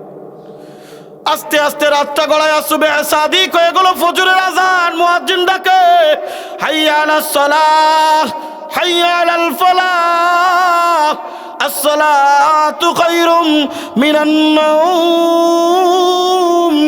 বাইজিদের মার ঘুম ভেঙে গেল, তাকায় দেখে শিওরের পাশে বাইজিদ দাঁড়িয়ে। ও বাইজিদ, কি ব্যাপার, তুই দাঁড়িয়ে আছো কেন? বলে, মা তোমার কি মনে নাই ওই রজনীতে ঘুমানোর আগে তুমি আমার কাছে পানি চেয়েছিলে, পানি আনার জন্য পাশের ঘরে গিয়েছিলাম, দেখলাম লৌটায় পানি একেবারে খালি, পানি নাই, গিয়েছিলাম কুবের থেকে পানি আনতে, পানি আইনা দেখি তুমি ঘুমিয়ে পড়ছ। ডাক দে বলে, তুমি কেন ঘুমাইলা না? বলে, মা যদি ঘুমাইয়া যায়, তোমার যদি আবার জাগ্রত হয়ে পানির পিপাসা লাগতো, আবার যদি পানি না পাইতা তুমি কষ্ট পাইতা, আমি বাইজিদ জীবন দিতে রাজি, তুমি কষ্ট পাও, আমি বাইজিদ সহ্য করতে পারবো না। আমারে কেন জাগাইলে না? কাঁচা ঘুম ভাঙলে কষ্ট পাবা, এই কারণে আমি তোমারে জানাই নাই। বাইজিদের মা হাত দুখানে উপরে উঠা দিছে, ডাক দে বলে, ও গো আল্লাহ, আমার বাইজিদ আমার জন্য যে কষ্ট করলো, আমি আমার বাইজিদের উপরে রাজি, আমি আমার বাইজিদের উপরে খুশি, আমার বাইজিদের তুমি আল্লাহ তোমার ওলি বানায়া দাও। আমার আল্লাহ ইলহামের মাধ্যমে জানিয়ে দেয়, বা বাইজিদের মা, তুমি আমার কাছে দোয়া করেছো, আমি আল্লাহ দোয়া কবুল করে নিলাম, বাইজিদের ছোট্ট কালে আমি আমার ওলি বানায় নিলাম। আল্লাহু আকবার। আল্লাহর নবী মুসা ডাক দে বলে, ও গো আল্লাহ, আমার সাথে কিয়ামতের ময়দানে কে জান্নাতে থাকবে বলবেন নি? বলে, অমুক শহরের একটা কসাই আছে, কসাইয়ের কাছে যাও। বলে, দেখতে চাই। বলে, যাও দেখো। আল্লাহর নবী হজরতে মুসা কালিমুল্লাহ চলে গেলেন, গোপনে গোপনে ওই কসাইয়ের দিকে তাকাইলেন, এক চুল পরিমাণ এদিকেও যায় না ওদিকেও যায় না, নজর হটায় না সারাদিন। কি আমল করে যে আমলের কারণে একটা সাধারণ কসাই হইয়া আমার সাথে জান্নাতে যাবে? সারাদিন দেখে কিছুই করে না, শুধু মানুষ আসে, গোশ কাটে বিক্রি করে দেয়, গোশ কাটে বিক্রি করে দেয়, মনে করছে মনে হয় রাস্তায় কোনো আমল করে। দেখে না সন্ধ্যা হয়ে গেছে, গোশত সব ফুরিয়ে গেছে, উপর থেকে একটা এইরকম থলে পাড়ছে, পায়রা বগলের ভিতরে নিয়ে বাসার দিকে রওনা দিছে। আল্লাহর নবী মুসা কালিমুল্লাহ আলাইহিস সালাতু ওয়াস সালাম ওই ব্যক্তির পিছনে পিছনে বাসার দিকে রওনা দিয়া দিছে। রাস্তায় এমন কি আমল করে? বলে না, কোথাও তো দাঁড়ায় নাই। আর হন হন করতে করতে ওই আল্লাহর বান্দা চলে গেছে বাসার ভিতরে। চিন্তা করলো, ঘরেতে এমন কোনো আমল করে যে আমলের বদৌলতে আল্লাহ পাক রব্বুল আলামিন তাকে এত বড় বুজুর্গ বানিয়েছেন, কিয়ামতের ময়দানে আমার সাথে জান্নাত। দরজায় কারাঘাত করলো, ভাইজান বাড়ি আছেন? বলে, কে? বলে, আমি একজন মুসাফির, আজকের রজনীটা আপনার বাসায় থাকতে চাই। বলে, আহলান সাহলান মারহাবান ইয়া যাইফাল করিম, হে মেহমান আসেন, আমি তো মেহমান পেলে বড় খুশি হই, আমার অখুশি হওয়ার কিছু নাই, আমি মেহমান পেলে বড় খুশি হয়ে যাই। আল্লাহর নবী মুসা কালিমুল্লাহ আলাইহিস সালাম গোপনে তদারকি করতেছেন, গোপনে গোপনে একটু দেখতেছেন, দেখি কি কাজ করেন। তাকায় দেখে ছোট্ট একটা ঘরের ভিতরে প্রবেশ করলেন। আল্লাহর নবী মুসা তাকিয়ে দেখেন, জীর্ণ শীর্ণ একটা খাটের উপরে একটা বৃদ্ধা মহিলা, সমস্ত শরীরের ভিতরে পেশাব পায়খানায় ভরে গেছে। ডাক দিয়ে বলছে, সন্তান রে কই কই, আজকে আসতে এত কেন দেরি হইতেছে? নিজের হাতে পেশাব পায়খানা পরিষ্কার করলেন, ওই বৃদ্ধা মহিলার গায়ে নতুন জামা কাপড় পরিধান করাইলেন। আগুনের কাছে গিয়া চুলার ভিতরে উনুনের ভিতরে পানি দিয়া দেখলেন ভিতর থেকে কলিজাটা বাইর করছে, একটা কলিজা বাইর করে সুন্দর করে রান্না করে নরম নরম ভাতের সাথে মিক্সার করিয়া নিজের হাতে বৃদ্ধা মহিলাকে খাবারটা খাওয়ায় দিলেন। বৃদ্ধা মা চোখে কোনো কিছুই দেখে না, চোখে কোনো কিছুই দেখে না। বৃদ্ধা মা হাত উপরের দিকে উঠায়া খানার পরে ডাক দে বলে, ওগো মালিক রব্বুল আলামিন, আমার সন্তান আমার জন্য এত কষ্ট করে, আমার সন্তান আমার জন্য এত কষ্ট করে, ওগো মালিক রব্বুল আলামিন, আমি মা হয়ে দোয়া করে যাই জামানার নবী মুসার সাথে, আল্লাহ তুমি আমার সন্তানরে জান্নাত দিও। ওই সন্তান ডাক দে বলে, আম্মা এমন দোয়া কইরেন না, যেই দোয়া আমার মালিক কবুল করবে না। আম্মা হাত নামান মুসলমান এমন দোয়া করেন যেই দোয়া আমার আল্লাহ কবুল করবে। কোথায় জামানার নবী মুসা, আর কোথায় আমি একটা শহরের একজন কসাই। আল্লাহর নবী মুসার স্থির থাকতে পারে নাই, এক দৌড় দিয়া ঘরের ভিতরে সালাম দিয়া ডুইকা ডাক দিয়ে বলেন, না তোমার মায়ের হাতটা নামাইতে বইল না। বলে হুজুর আপনি এখানে, মেহমান আপনি এখানে, কি ব্যাপার? বলেন না না, তুমি যা মনে করছো তা না। তুমি কি জামানার নবী মুসারে চেনো? বলেন না, জীবনে কোনোদিন দেখি নাই। ডাক দিয়ে বলে, আল্লাহর কাছে গতকাল আমি জিজ্ঞাসা করেছিলাম, মালিক রব্বুল আলামিন আমার সাথে কিয়ামতের ময়দানে কে জান্নাতে থাকবে? তোমার নাম শুনে আমি বড় অবাক হয়ে গিয়েছিলাম। আমি আর কেউ না, আল্লাহর নবী মুসা কালিমুল্লাহ। বুজুর্গি কি नहीं हमको जरूरत, गुलाम अपना बना ले ऐ खुदाया, गुलाम अपना बना ले ऐ खुदाया। तो को जाओ सुन्नते अहमद को जा, बा मोहम्मद कई बुवद निस्बत तुरा, बा मोहम्मद कई बुवद निस्बत तुरा। माशुकू से क्या मजा है, आशिकू से पूछियो, शाखे गुल में क्या मजा है, बुलबुलू से पूछियो, शाखे गुल में क्या मजा है, बुलबुलू से पूछियो। जन्नतो दोज़ख से या रब क्या करो, आरज़ू है मैं तुझे देखा करो, आरज़ू है मैं तुझे देखा करो। हूरे गिलमन जैसे नेमत है तो, उससे नेमत दीदारे खुदाए तो, उससे नेमत दीदारे खुदाए तो। जोरे कन्ना अल्लाहु আকবার। আল্লাহর নবী মুসা ডাকতে বলে, আল্লাহর বান্দা, মায়ের দোয়া কখনো বিফলে যায় না, মায়ের দোয়া কখনো বিফলে যায় না। তোমার মায়ের দোয়া আল্লাহ কবুল করে নিয়েছে। আল্লাহ পাক রব্বুল আলামিন তোমার মায়ের দোয়ার বদৌলতে কিয়ামতের ময়দানে জামানার নবী মুসা আমার সাথে তোমার জান্নাত। এ নেত্রকোনার মুসলমান কলিজার টুকরা বাবা, এ আমার কলিজার টুকরা যুবক ছেলেরা, এ আমার পর্দার অন্তরালের মাগো, আমি আর আপনাদেরকে লম্বা চওড়া দীর্ঘায়িত আলোচনা করব না। আমার আলোচনার আলোচ্য বিষয়, সন্তান যদি হয়েছো খবরদার খবরদার মাকে কষ্ট দিবা না। সন্তান যখন হয়েছো খবরদার খবরদার বাবারে কষ্ট দিও না। কোন বাবা, কোন বাবা, যেই বাবা মাথার ঘাম পায়ে ফেলে, রাত নাই দিন নাই সকাল নাই সন্ধ্যা নাই, আরে শীত নাই গরম নাই বর্ষা নাই বৃষ্টি নাই, সন্তানের একটু সুখের আশায় নিজে কোনোদিন ভালো কাপড় পরিধান করে না। সন্তানরে প্রত্যেক বছরে বছরে ঈদের সময় নতুন কাপড় কিনা দেয়। জোরে জোরে কোন কথা ঠিক কি ঠিক না? একটু যারা অভাবে আসো, একটু যারা মধ্যবিত্ত পরিবার, একটু যারা সম্ভ্রান্তশালী পরিবার, তারা বলতে পারবে রে বাজান, একটা বাপ সন্তানের জন্য কত কষ্টটা অনুভব করে। আরে নিজে খায় না সন্তানরে খাওয়ায়, নিজে ঠিক মতো পড়ে না সন্তানরে পড়ায়, নিজে ঠিক মতো কাজ করতে পারে না, সন্তানের জন্য কষ্ট করে। আমি একদিন 70-75 বছরের বৃদ্ধ বাবারে দেখি পায়ের পাটা রিক্সা চালাচ্ছে। উঠতে আমি রিক্সায় উইঠা বড় ভুল করে ফেললাম, মনে করলাম। ডাক দিয়ে বললাম, বাবা এখনো তো প্রায় 1 কিলোমিটার, আপনি কেমনে যাবেন?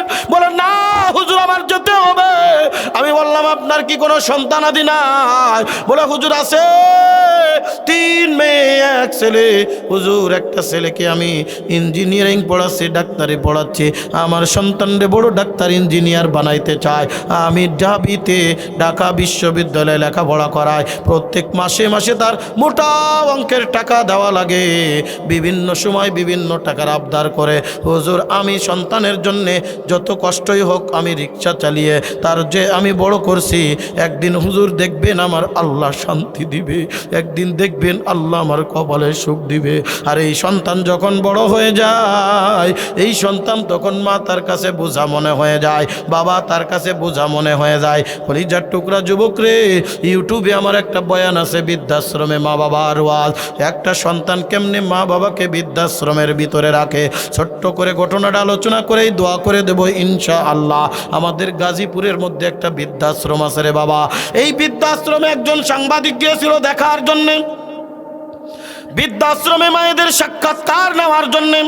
বাবার সাক্ষাৎকার নেওয়ার জন্যে সাংবাদিক বাংলাদেশ প্রতিদিন পত্রিকার মধ্যে ইসলামিক একটা কলম আছে, 3 নম্বর পৃষ্ঠায় দেখবেন প্রতি শুক্রবারে 1 পৃষ্ঠা যাবক ইসলামিক কলম লেখে। ওই কলমের মাতা পিতার ব্যাপারে একটা স্টাডি করে কলম লিখেছিল।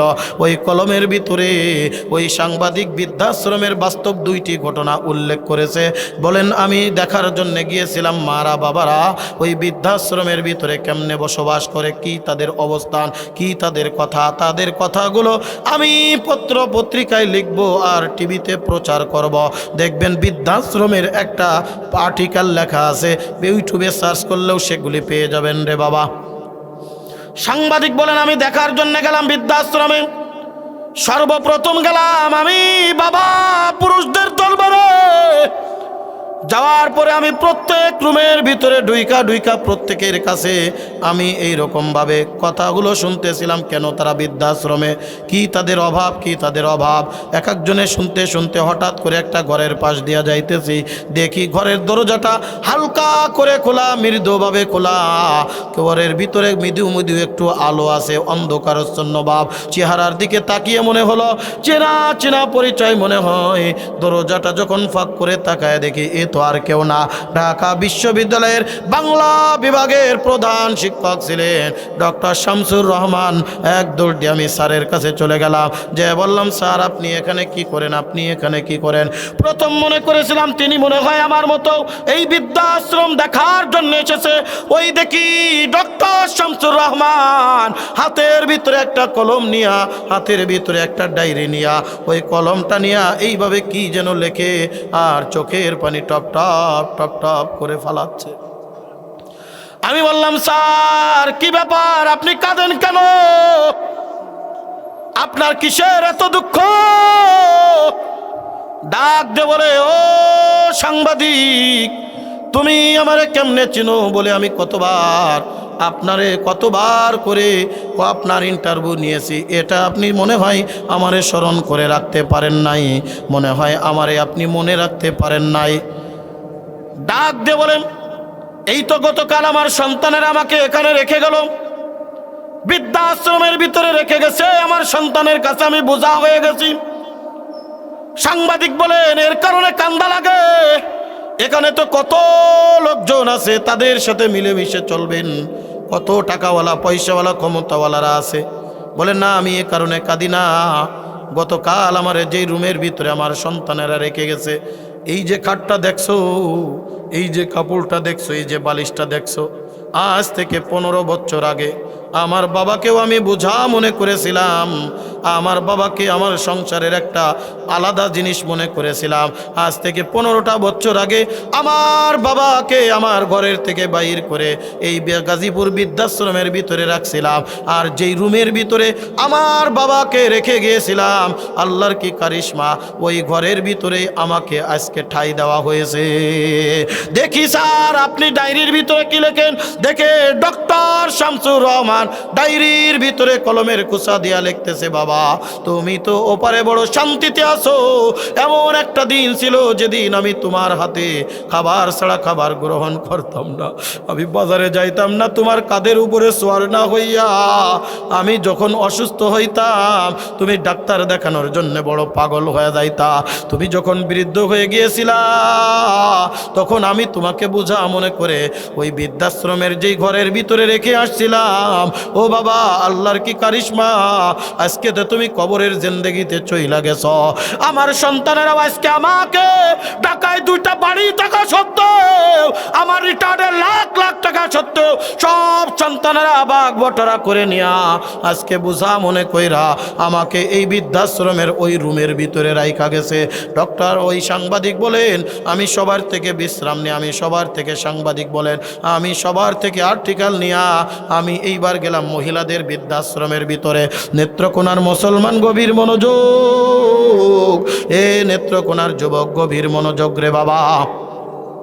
সাংবাদিক বলেন আমি মহিলা শাখার ভিতরে ঢুকলাম, দেখি যার যার মতো ঘরের ভিতরে, কিন্তু একটা মা বৃদ্ধাশ্রমের বারান্দার ভিতরে একটা চেয়ার পেতে চেয়ারের উপরে বৈশা আছে, হাতে এইরকম একটা ইনভেলাপ, হাতে এইরকম একটা চিঠি, আমার গাড়িটা যখন গেটের ভিতরে ঢুকলো, ঢোকার সাথে সাথে ওই বৃদ্ধা মা খুশি খুশি করে আস্তে আস্তে আমার গাড়ির কাছে আসছে।